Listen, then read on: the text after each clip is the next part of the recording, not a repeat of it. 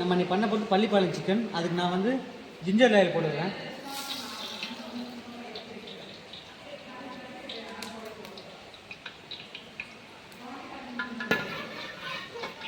கேட்டால் இப்போ நம்ம கொஞ்சமாக கடுகு போட்டுக்கிறோம்.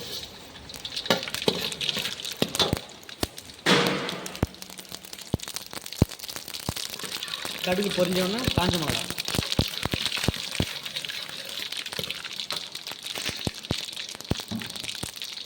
இப்போது கொஞ்சம் வெங்காயம்,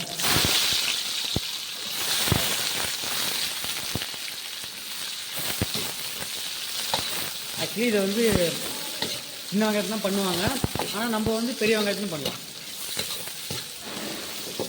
இப்போ நல்லா வதங்கட்டும். இப்போ கொஞ்சமாக கருவேப்பிலை, இப்போ ஒரு 3 to 4 நிமிஷம் நல்லா வதங்கட்டும். இப்போது வெங்காயம் வதங்கிட்டு நம்ம இப்போ சிக்கன் போட்டுக்கலாம். நான் வந்து 1.5 கிலோ சிக்கன் போடுறேன்.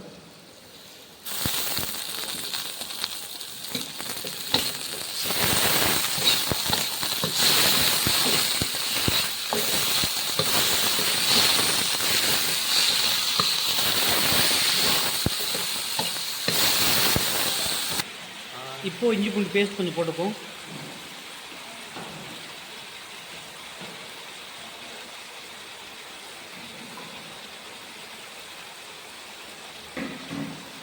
போட்டு நல்லா கலரிவிடும்.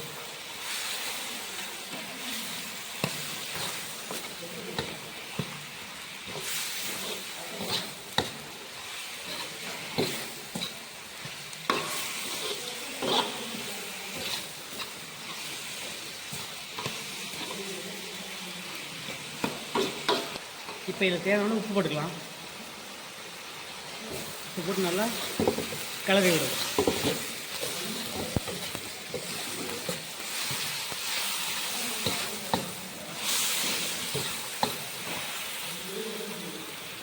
இப்போ கொஞ்சமாக மிளகாத்தூள்,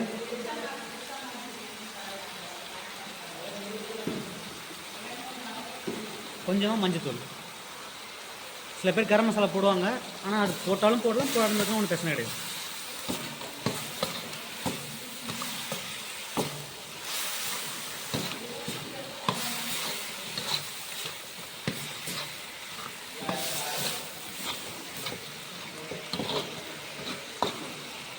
தண்ணி ஊற்றணும் தேவையில்லை. சிக்கன்லேயே பார்த்தோன்னா நம்ம தண்ணி விடும், அதனால் நம்ம வந்து தண்ணி ஊற்றணும் தேவை கிடையாது.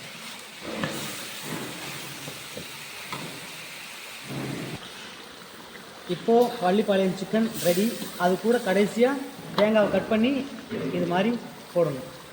எதுக்கு தேங்காய் போடணும் அப்படின்னா, இந்த சிக்கன் கூட தேங்காய் கடிச்சு சாப்பிடும்போது அது நல்ல மணமாக இருக்கும், சாப்பிட்றதுக்கும் நல்லாயிருக்கும். இதுதான் Pallipalayam chicken. Pallipalayam chicken ready.